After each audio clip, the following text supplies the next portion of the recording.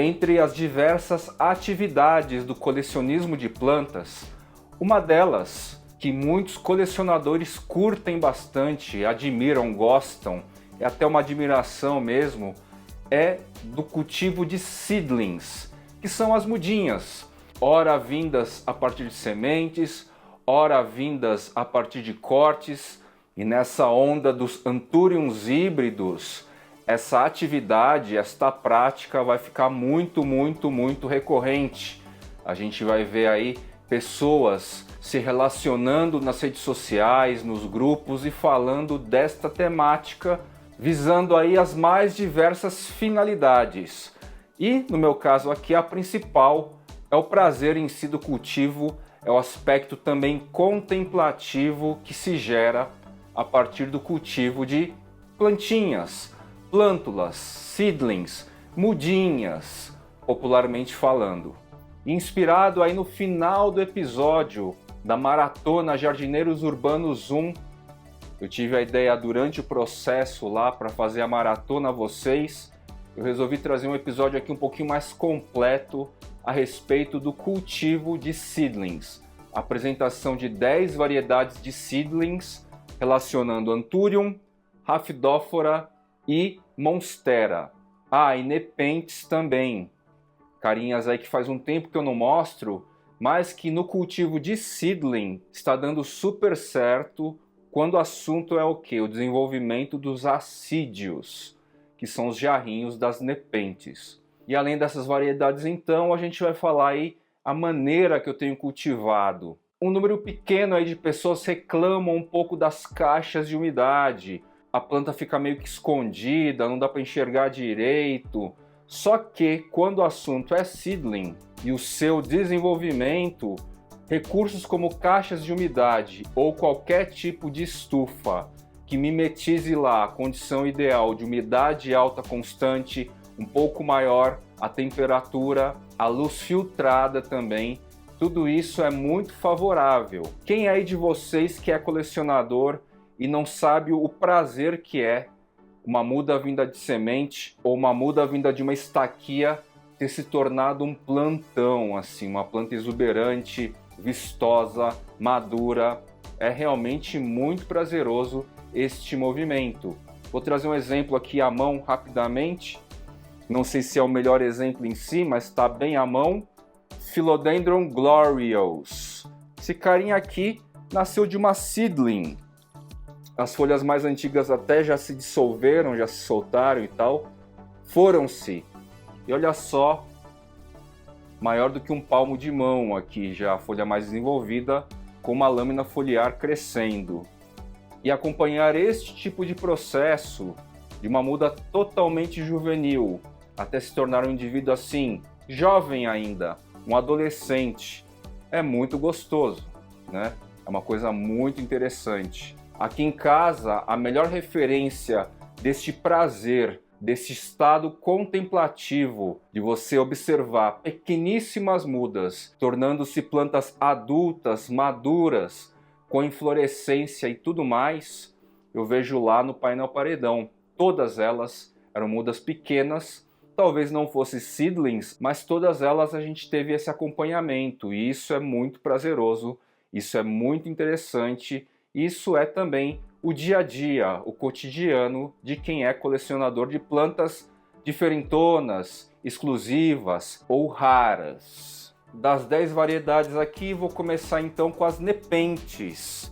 Meninas aí que faz um tempo que eu não mostro, como esta Nepenthes aqui, Ampullaria Red Striped, com a Black Miracle. Olha só, esse carinha é uma seedling ainda, embora os assídios, os jarrinhos, já apresentem formação quase completa e visível, né? O peristônio está bem evidente, está bem formadinho já. O peristônio é essa boquinha, esse lábiozinho aqui que forma. Ampullaria Red Striped X Black Miracle, tá? Como eu já falei, a turma das Nepenthes, o colecionismo na Nepenthes já está alguns anos à frente nas hibridações, hibridizações entre espécies. Já se hibridiza variedades com variedades, variedades híbridas com variedades híbridas. É um caldo lá de conhecimento muito interessante para a gente entender um pouco dos próximos passos, tanto no cultivo quanto comercialmente, o que pode se desenvolver, se criar para os Anthurium, por exemplo, tá? Aprendi bastante e aprendo bastante acompanhando a turma das Nepenthes, ó. Esse carinha aqui, a Torelli com a Rafflesiana, veio lá do querido Marcos Ono. E eu acho esse assídio aqui um charme, uma belezura. Não sei explicar por que eu acho bonito, tá? Eu acho muito interessante essa formação de assídio. Esse assídio está super qualificado aí em termos de formação. Já vou falar um pouco de como eu tenho cultivado essas seedlings de Nepenthes. As duas estão no mesmo local. Outro híbrido aqui no caso entre espécies. Nepenthes Torelli X Rafflesiana. Muito bonita, muito legal. E olha só, uma seedlingzinha desse tamanhinho, que eu acredito que tenha sido de corte, não semente, não tenho tanta certeza assim. Já com os assídios bem característicos, bem estruturados. Numa plantinha dessa pequenininha, subentende-se que quando tiver maiores, esses assídios muito provavelmente irão crescer mais. Um pouco diferente deste cara aqui, que tem na ascendência a Nepenthes ampullaria, e as ampullaria elas são mais diminutas. Por mais que você cruze aí com uma espécie maior, uma variedade maior, tende a ampulária a dar uma segurada no crescimento em relação às variedades que não têm ampulária na genética, tá certo? Óbvio que há exceções. Esses dois carinhas, essas duas seedlings, essas duas mudinhas, estão no aquário com luz artificial, aqui na cozinha. A gente vê aqui o resultado de eficiência de iluminação, musgo esfagno aqui, ó, vivo, se desenvolvendo e criando um certo charme também. Se a gente não controla, o musgo esfagno é enlouquecido, ele vai invadindo todo o aquário, tá? É mais ou menos como a selaginella em terrários de arácea, por exemplo. Umidade altíssima, 90%, tá naquele aquarinho onde eu comentei que eu deixei a drinária, Rigidula wittei, basicamente o contexto todo molhado de substrato. Essas seedlings estão se desenvolvendo muito melhor do que os meus indivíduos já adultos. Você que tem acompanhado o Fly Channel nos últimos episódios aí, você viu que eu mudei de posição as variedades adultas de Nepenthes, coloquei no lugar mais iluminado, com mais incidência de luz solar direta, modifiquei um pouco os sistemas de aspersores para que uma água caia mais diretamente sobre elas, para ver se eu tenho mais sucesso com o desenvolvimento de assídios, tá? O ideal é isso. Todo pecíolo transformado, que são essas folhinhas aqui, são pecíolos transformados, a folha é basicamente a tampinha do assídio, tá? Então todos os pecíolos transformados, é legal você ter o desenvolvimento de assídio, porque aí você pode falar, pô, tá no microclima ideal, eu ainda não peguei muito a mão, por isso eu parei um pouco de falar de Nepenthes, e se eu acertar agora esse posicionamento novo e eu tiver desenvolvimento, aí com certeza eu não só vou falar de Nepenthes, como eu vou também adquirir outras variedades aí pra gente continuar essa jornada paralela do colecionismo, que eu acho muito interessante também. Nepenthes, tá? Vou falar agora da Rhaphidophora tetrasperma variegata. É uma seedling, é uma mudinha aí vinda de corte de caule. Neste caso aqui eu tenho essa ciência. Uma mudinha bem juvenil. Tá numa forma de plântula aqui que nem se consegue identificar.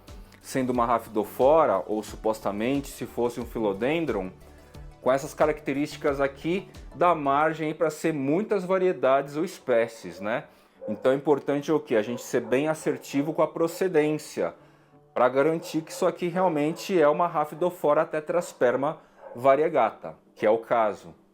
Ela ficou um tempão na porta de vidro, próximo à porta de vidro, do lado indoor, com 2 borrifadores e tal. E o desenvolvimento estava lento, veio o frio, veio essa instabilidade de temperatura para baixo, né? E aí ficou mais lento ainda.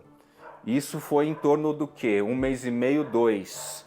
E aí então o que eu fiz? Resolvi manter no mesmo pote, grandão, né? Desproporcional a ele, mas eu estava com um tutor aqui já, na expectativa de um crescimento um pouco mais acelerado. E aí eu coloquei numa caixa de umidade aqui no caso. Então esse é um carinha que, se eu quiser enxergar, dar uma paquerada e ver, eu tenho que abrir a caixa de tempos em tempos, tirar o vasinho, dar uma enxergada e tudo mais. Mas lá o contexto está muito mais ideal agora. Neste período do ano, por ser variegata, por ser mais lento, minimizo aí a chance de perda, né? A gente sabe também que algumas variegatas, quem tem experiência em cortes, em produção de mudas de Monstera Deliciosa Variegata, sabe que no inverno aí a chance de perda, ou melhor, na baixa temperatura, a chance de perda dessas mudas acentua assim uma proporção bem evidente. Então eu coloquei essa Rhaphidophora Tetrasperma Variegata na caixa de umidade para garantir aqui o desenvolvimento dessa pequena seedling ainda irreconhecível, e nesse caso assim, plântula, né? Plântula é isso, os primeiros estágios aí que supostamente a gente não consegue identificar com tanta clareza do que se trata. Rhaphidophora Tetrasperma Variegata. Quando que mais ou menos eu vou ver esta pequena seedling ganhar características da variedade? 1 ano ou mais, talvez.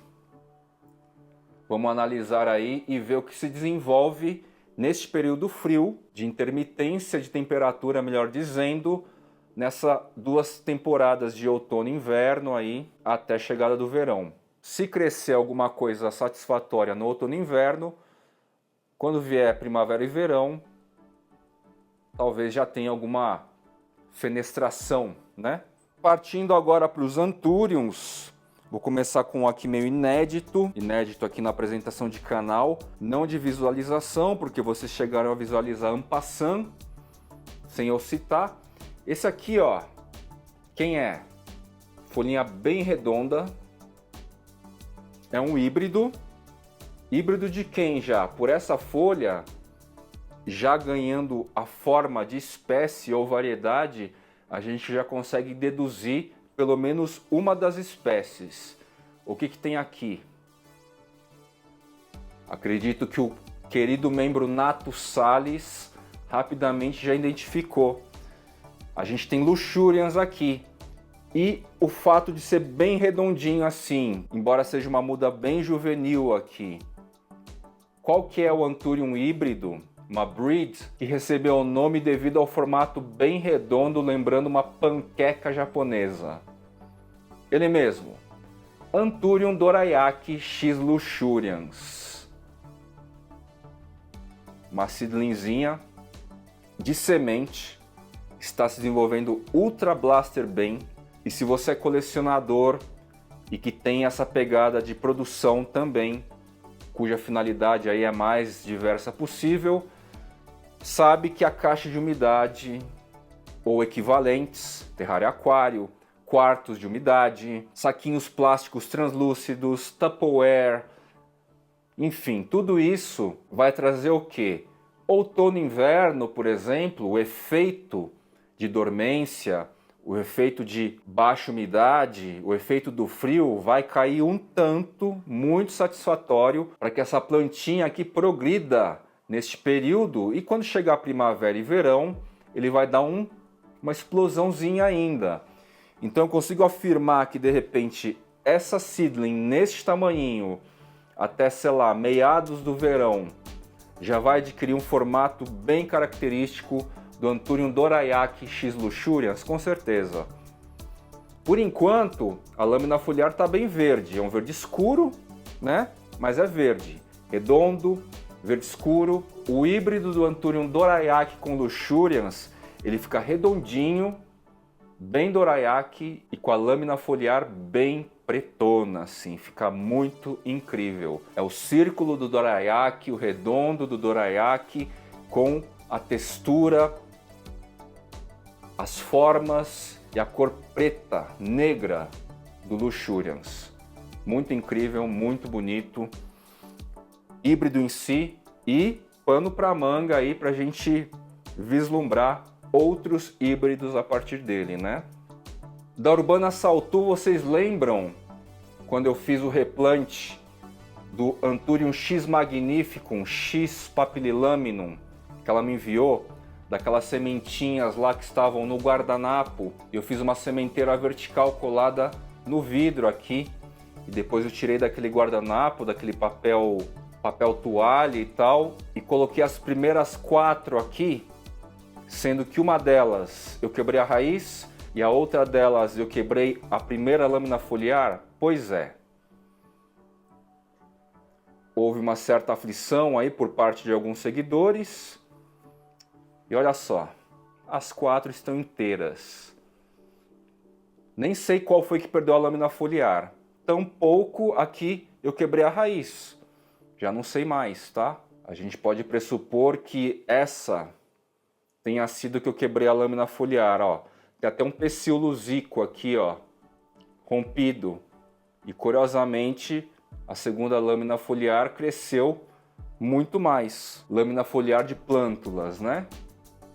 Então tá aqui, em ordem, os 4 indivíduos. Eu recebi 11 sementes, 10 estão prosperando e uma delas existe. Está desenvolvendo, mas num ritmo assim incomparavelmente mais lento.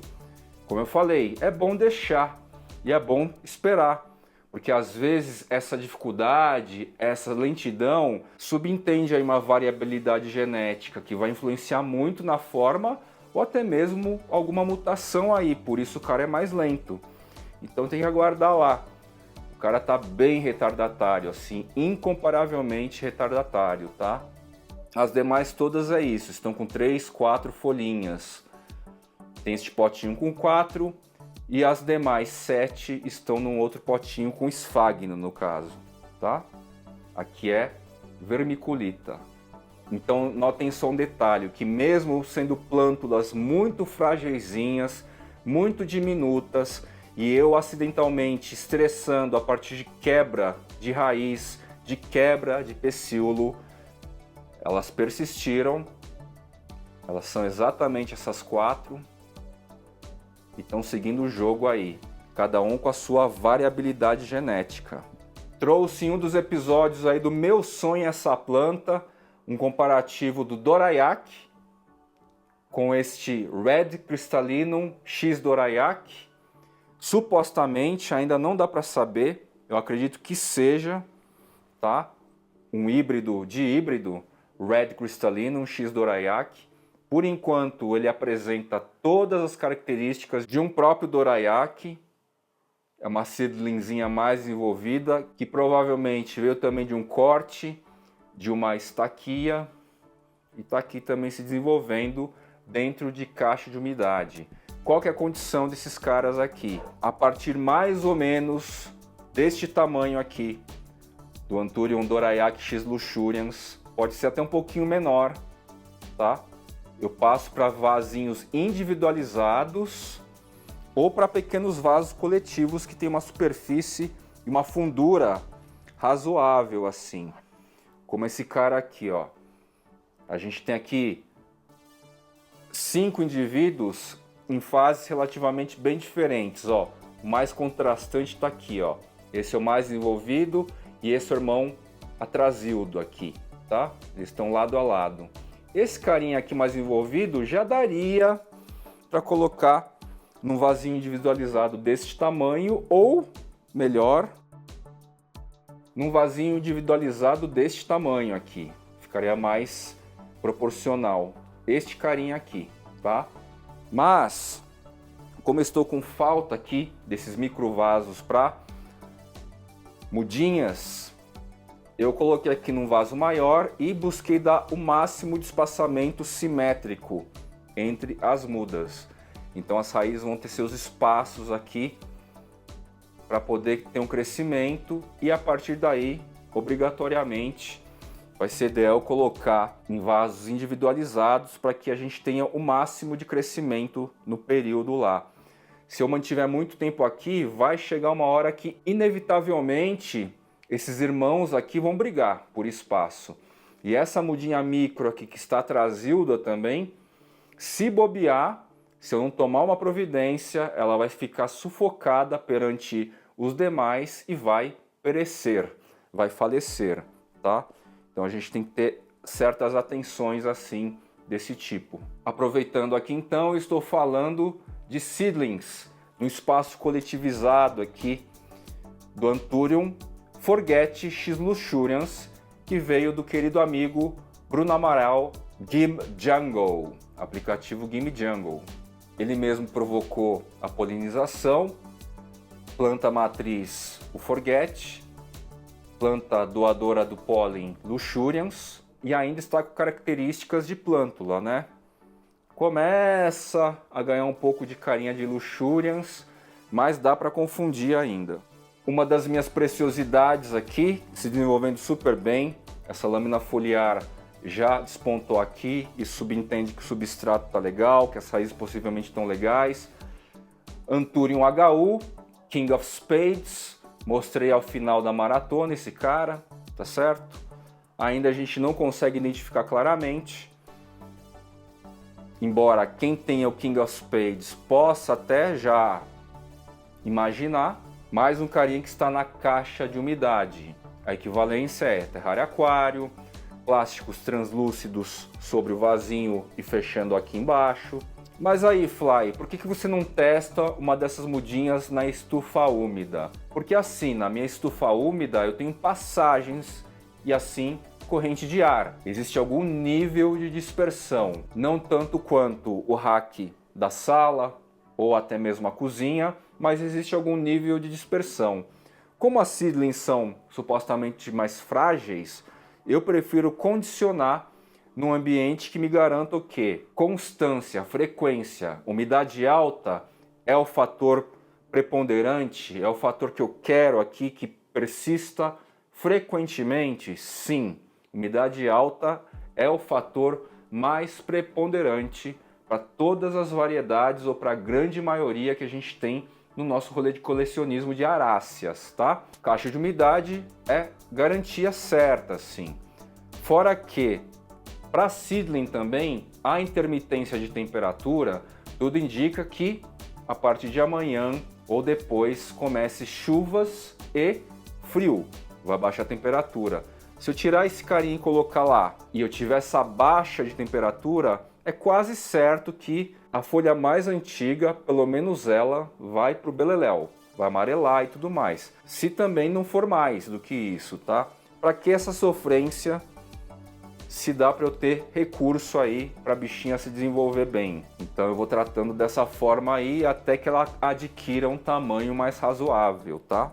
Aqui é só uma referência porque eu tenho trazido muito Michele, enfim, é uma das 10 plantas, mas olha só.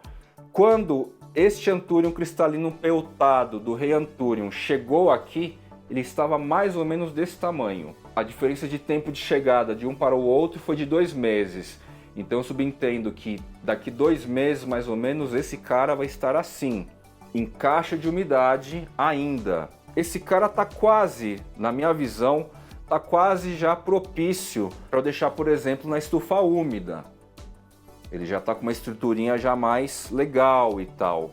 Mas como está vindo aí essa frente fria, eu posso esperar um pouquinho mais, né? Ele ainda tem altura e ele ainda tem um espaço periférico, assim, lateral para crescer. Legal, Fly. Essa muda cabe na caixa, tá num tamanho bom para manter em caixa ainda. Essa aqui também, se der, mantém em caixa ou terrário aquário e tudo mais. Em que momento você tira?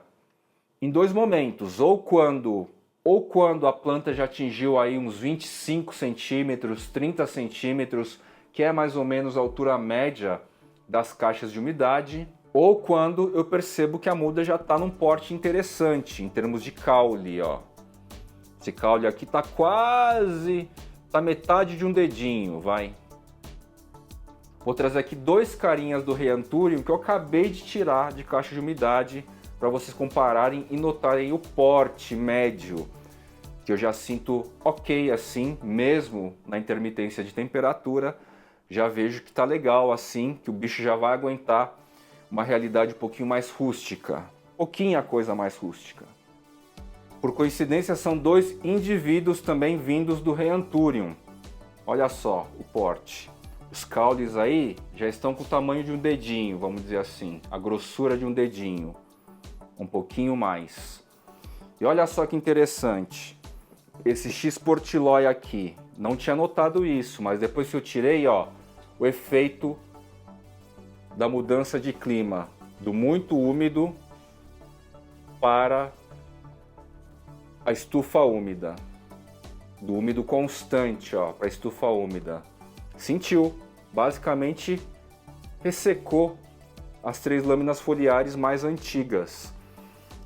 O que eu vou fazer? Pelo menos essas 2 aqui eu vou descartar, aproveitando aqui a situação. Foi da transição da caixa de umidade, 90% de umidade constante, para a estufa úmida, que é, em média, 90%, mas é um pouco intermitente. Tem um pouco de defasagem, tem um pouco de dissipação dessa umidade. Até a lâmina foliar ainda em formação, ó, queimou um pouquinho.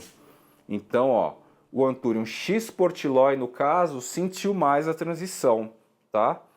Mais na questão do quê? De umidade no ar, não necessariamente de temperatura.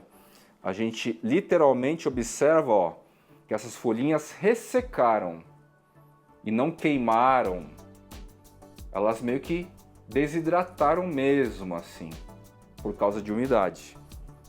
Já o X Portilloy X Crystallinum está intacto.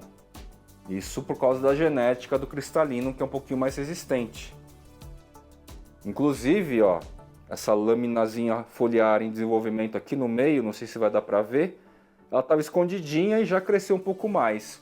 Então esse cara se adaptou com bastante facilidade nesse contexto, tá? São as características genéticas dessa variação. É o porte aqui da planta que eu tenho mostrado para vocês quando eu sinto que já está legal para tirar da caixa de umidade. O vasinho eu troquei também. Fiz um reel sobre isso, fiz um short, melhor dizendo, sobre isso. Vocês viram aí. E esse cara que é o X Portilloy falou assim, essa umidade eu vou sofrer um pouco. E sofreu um pouquinho, tá? Fiz os cortes agora. A lâmina foliar mais nova, em formação, pegou aqui. Olha só, ela tá meio tortona assim, porque ela não tinha muito espaço dentro da caixa de umidade. Então fiz troca de vaso aqui, não era esse vaso que estava dentro da caixa de umidade.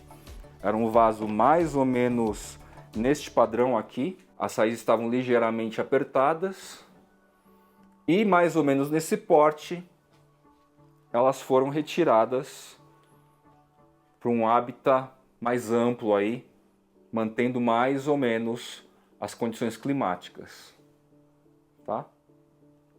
Essa planta aqui está muito bonita. E por fim, para encerrar o episódio sobre esse cultivo, detalhes sobre seedlings, variedades, quero mostrar aqui para vocês as sementes de Monstera. Vocês vão lembrar que eu recolhi de uma infrutescência que gerou sementes.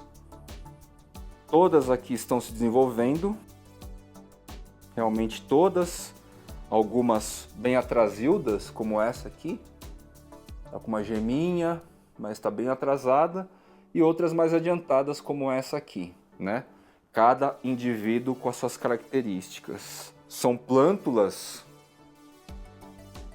que inicialmente, se a gente não sabe que é Monstera deliciosa, confundiria totalmente, né?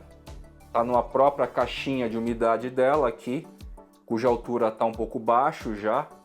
Eu vou precisar transplantar muito em breve, principalmente as seedlings mais altas, que estão crescendo mais rapidamente. E esse é o aspecto das mudinhas, das formações iniciais de uma muda de Monstera deliciosa a partir de semente, ó. Legal, né? Isso aqui é mais um braço, mais uma possibilidade para quem tem essa visão, esse interesse, esse olhar mais específico para a coleção de planta.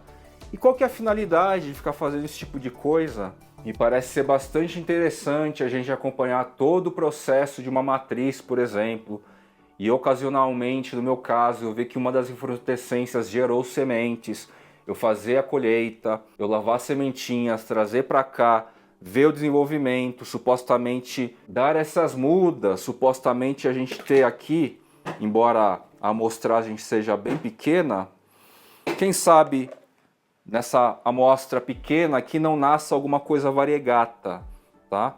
A variegação também é uma ocorrência, uma entre milhares, mas às vezes se dá sorte, ou de repente alguma com alguma mutação. Como a gente sabe hoje, a Monstera burlemarxis flame é um cultivar oficialmente descrito assim da Monstera deliciosa.